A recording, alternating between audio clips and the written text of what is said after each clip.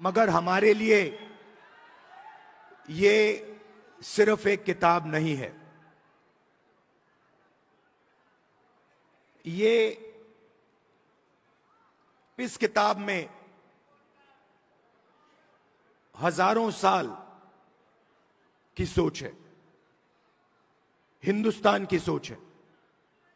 आपने शुरुआत में कहा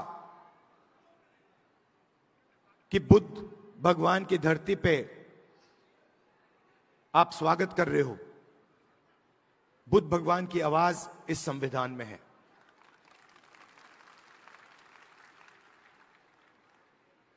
और हर स्टेट में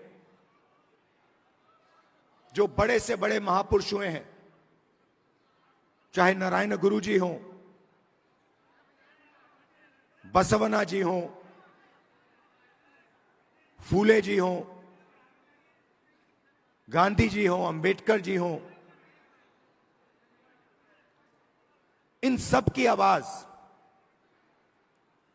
इस संविधान में है। मगर सिर्फ उनकी आवाज इस संविधान में नहीं है, इस संविधान में एक और चीज है। इस संविधान में जो हजारों साल से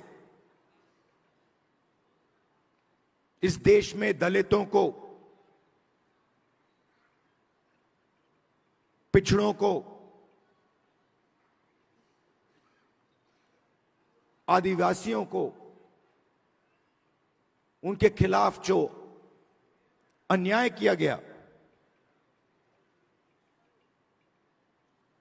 जो लाखों करोड़ों रुपए, लाखों करोड़ों लोगों का जो दर्द है, दुख है, वो भी इस संविधान के अंदर आज तक है।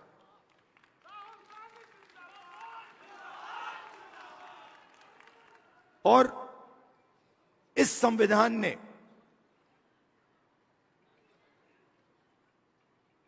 उस दर्द को पूरी तरह नहीं मगर थोड़ा सा कम किया है।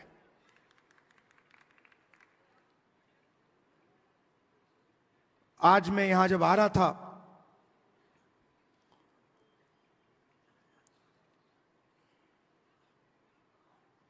गंगा जी की ओर मैंने देखा, गाड़ी में बातचीत हो रही थी और मैं सोच रहा था कि ये लगती तो एक नदी है,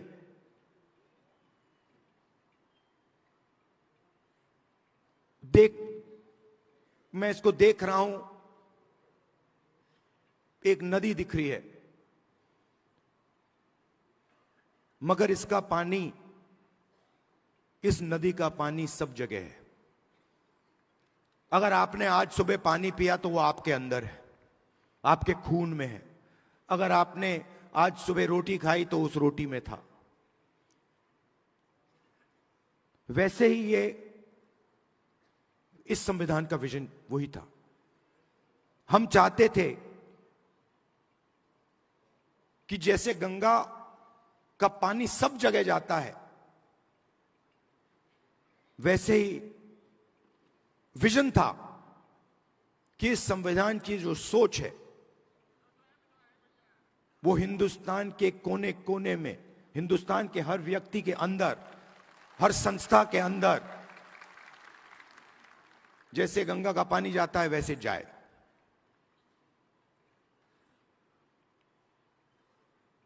और कुछ दिन पहले मोहन भागवत कहते हैं कि गंगा गंगोत्री में नहीं शुरू हुई। हिंदुस्तान को आजादी 15 अगस्त 1947 को नहीं मिली,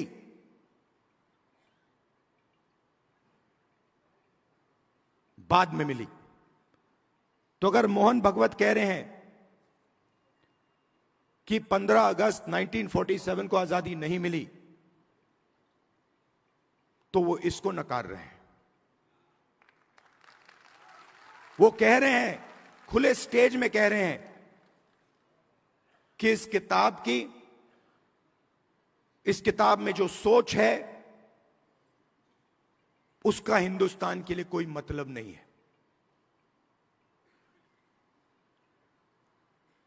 यह आजादी का नतीजा नहीं था, क्योंकि उस समय मोहन भगवत के मुताबिक आजादी तो मिली नहीं।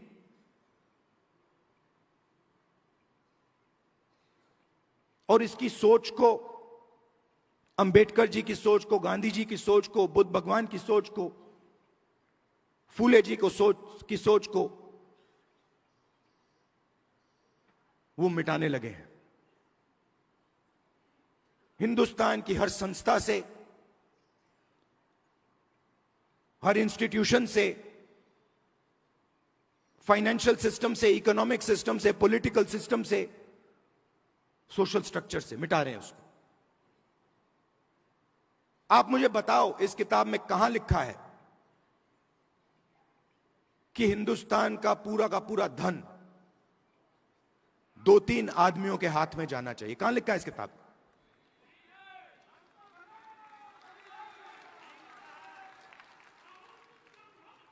तो मोदी जी आते हैं, पार्लियामेंट में आते हैं, पहले कहते थे 400 सीट आएंगे तो इसको हम बदल देंगे, और फिर जब आप लोगों ने, हमने मिलकर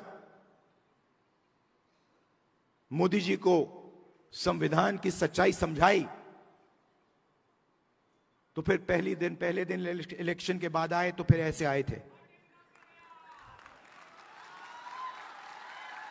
मगर चाहते थे कि मैं उसको उठा के फेंक दूं, मगर हिंदुस्तान की जनता ने कहा भैया अगर आपने सिर पे नहीं रखा तो हम तुम्हें उठा के फेंक देंगे।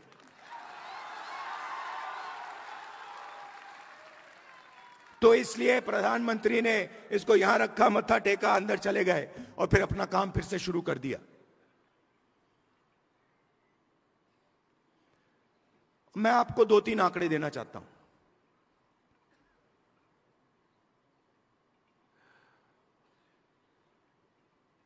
सबसे पहला आंकड़ा, आपने रिप्रेजेंटेशन की बात की, आपने कहा कि पॉलिटिकल रिप्रेजेंटेशन होना चाहिए।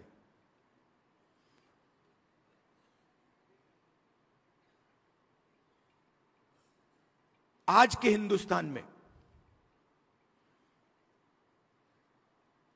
एमएलए के पास,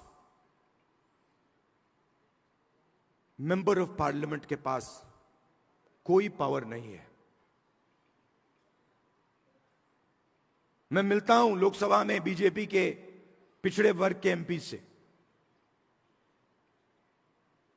दलित एमपी से, आदिवासी मेंबर ऑफ पार्लियामेंट से। वो मुझे कहते हैं भैया हमें पिंजरे में बंद करके यहां टांग रखा है।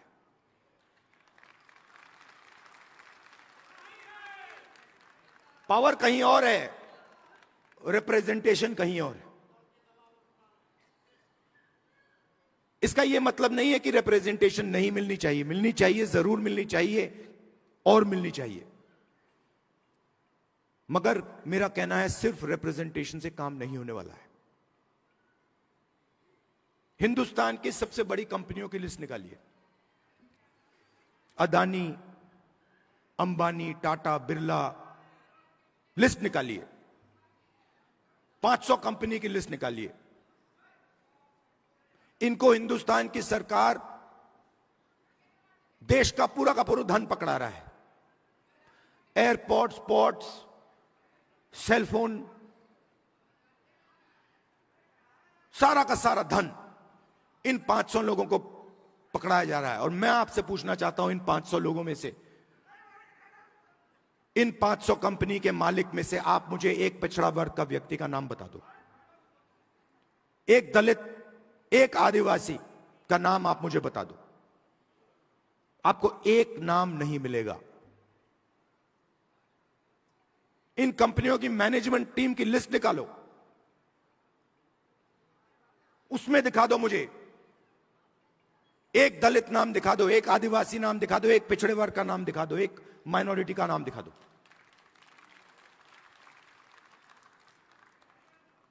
मीडिया में देखिए, एंकर्स की लिस्ट निकालिए, मालिकों की लिस्ट निकालिए, 20-25 कंपनियां, मीडिया की कंपनियां पूरा नैरेटिव बनाती हैं, हिंदुस्तान का नैरेटिव बनाती हैं। उसमें किसान की कभी बात नहीं होगी, पिछड़ों की कभी बात नहीं होगी, दलितों की बात नहीं होगी, मजदूर की बात नहीं होगी।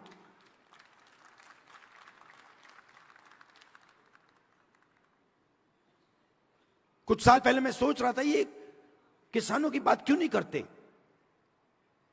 सच्चे मुद्दे क्यों नहीं उठाते, बेरोजगारी की बात क्यों नहीं करते। मैंने लिस्ट निकाली, देखता हूं ये है कौन। मालिकों में आपको एक ओबीसी नहीं मिलेगा, एक दलित नहीं मिलेगा, एक पिछड़े वर्ग का व्यक्ति में नहीं मिलेगा, है ही नहीं उसमें। आपके लोग हैं ही नहीं उसमें। आप प्राइवेटाइजेशन की बात होती है, आप मुझे बताओ कौन सी प्राइवेट कंपनी में दलित, आदिवासी, पिछड़े वर्ग के लोग मालिक हैं, मुझे बताओ।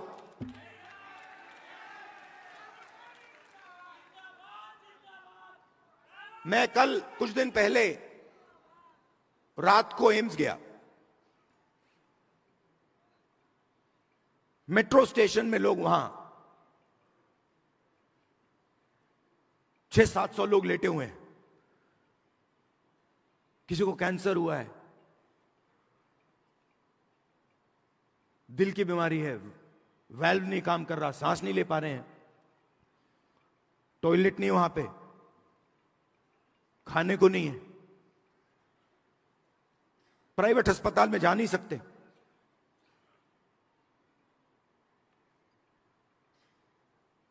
पूरा का पूरा सिस्टम, चाहे वो प्राइवेट अस्पताल हो, शिक्षा का सिस्टम हो, स्वास्थ्य का सिस्टम हो, बिजनेस का सिस्टम हो,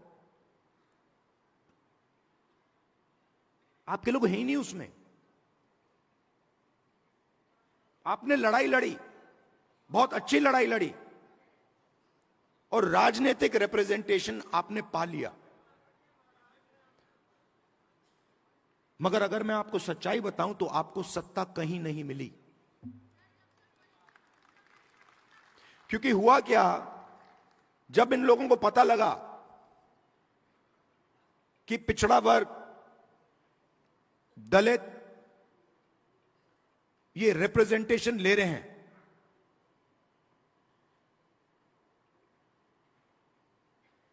तो इन्होंने रिप्रेजेंटेशन आपको दे दी, मगर पावर कहीं और ले गए।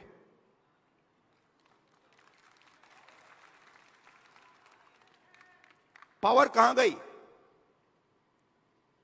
Power Adani Ambani, power RSS, हर संस्था में अपने लोगों को डाल देते हैं। मैंने लिस्ट बनाई, आरएसएस के जो अपॉइंटीज हैं, हजारों अपॉइंटीज होते हैं सरकार में, बोर्ड, कॉर्पोरेशन, गवर्नर, हजारों होते हैं। मैंने लिस्ट निकाली, ये आरएसएस सत्ता के सिस्टम में किसको डाल रहा है। उसमें आपको एक पिछड़े वर्ग का नहीं मिलेगा, एक दलित नहीं मिलेगा, एक आदिवासी नहीं मिलेगा।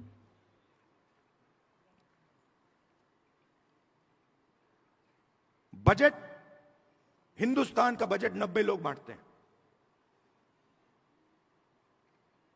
एमपी एमएलए बजट नहीं बांटते। जो धन है वो 90 अफसर बांटते हैं, secretary to government of India. मैंने लिस्ट निकाली, ये है कौन? आपकी आबादी, पिछड़े वर्ग की आबादी 50% है, कम से कम। कोई जानता नहीं है। आज तक कोई ये नहीं कह सकता कि गारंटी कह के मैं कह रहा हूं कि भैया 50% है। ये कह सकते हैं कि हां 50%, कम से कम 50 है, 50 से 55 भी हो सकती है, 60 भी हो सकती है, पता नहीं, मगर 50 से कम नहीं है। दलितों की 15%, आदिवासियों की 8%। इसीलिए तो हम यहां आए हैं।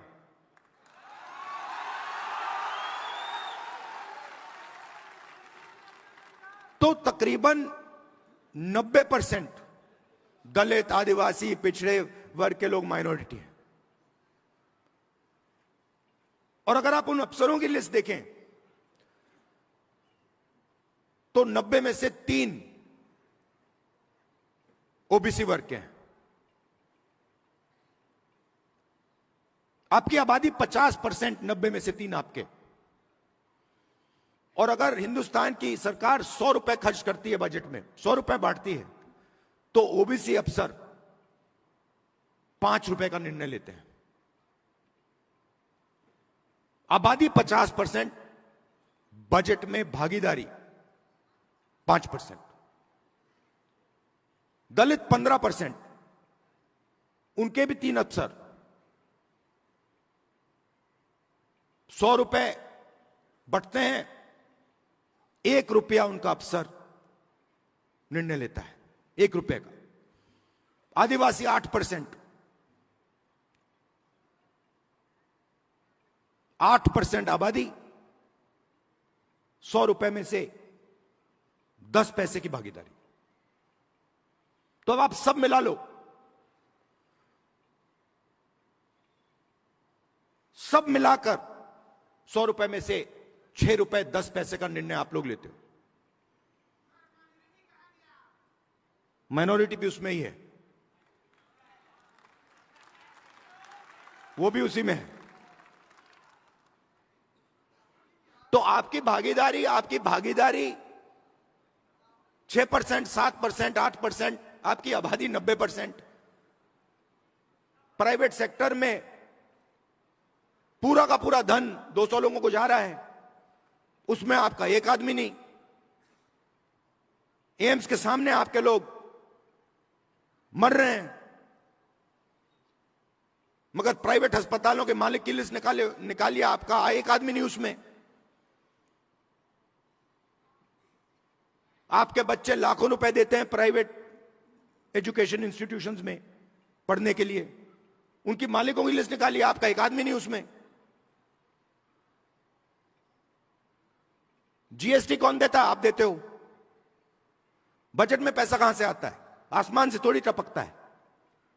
बजट में पैसा, जीएसटी का पैसा आता है, जीएसटी का पैसा आप देते हो।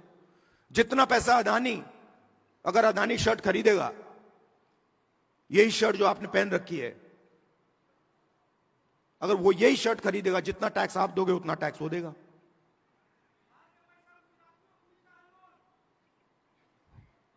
तो हो क्या रहा है? आप मेहनत कर रहे हो, आप जीएसटी दे रहे हो, आपके जेब में से पैसा निकलता है, महंगाई बढ़ती है,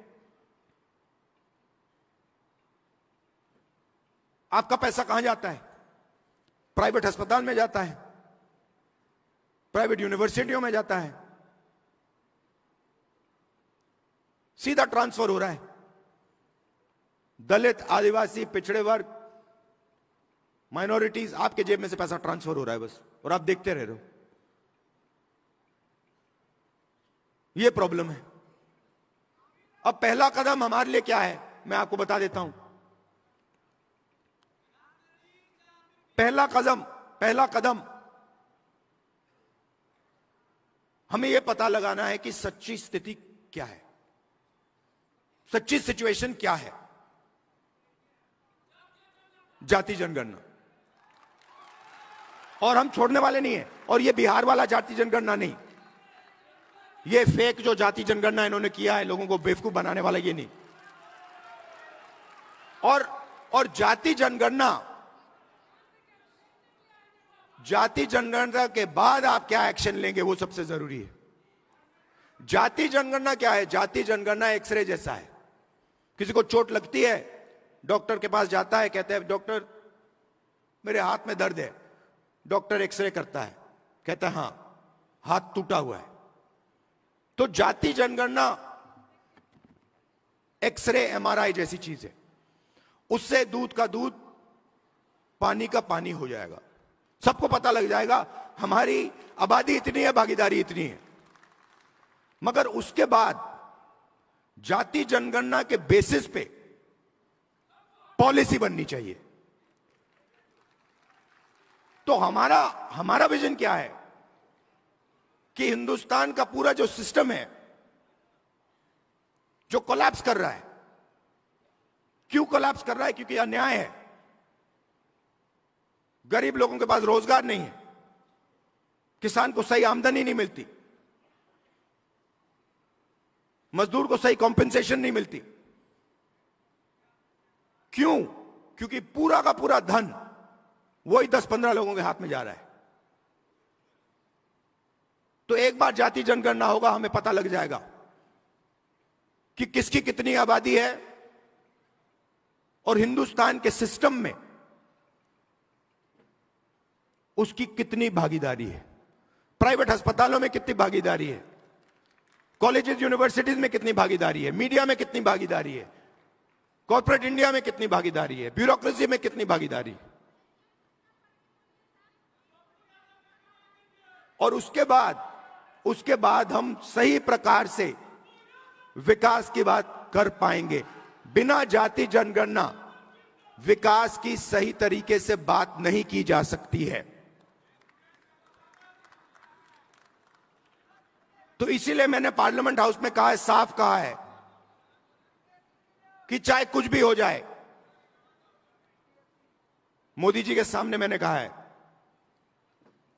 चाहे कुछ भी हो जाए, कांग्रेस पार्टी इसी लोकसभा में और राज्यसभा में जाति जनगणना आपके मुंह के सामने पास करेगी।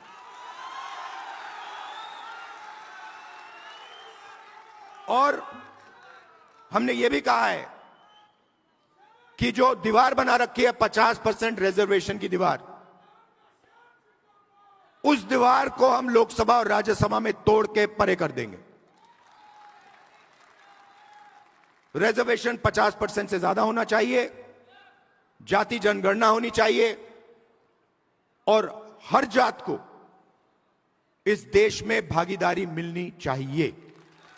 और ये सिर्फ हम नहीं कह रहे हैं, ये सिर्फ आप नहीं कह रहे हैं, ये कॉन्स्टिट्यूशन कह रहा है, ये संविधान कह रहा है, इसमें लिखा हुआ है।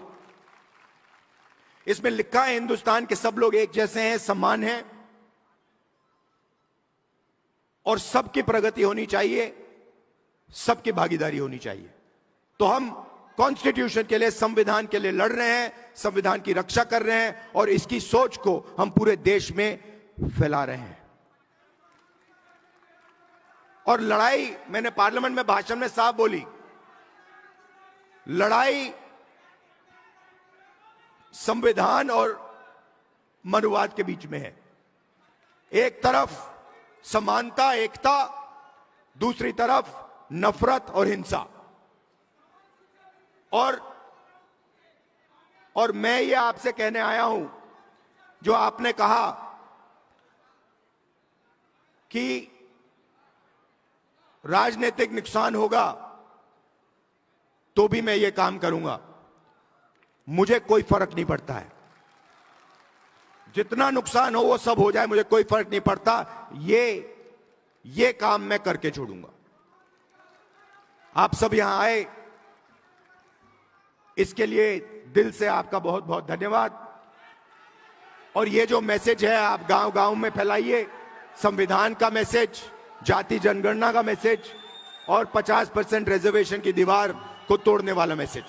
धन्यवाद, नमस्कार, जय हिंद।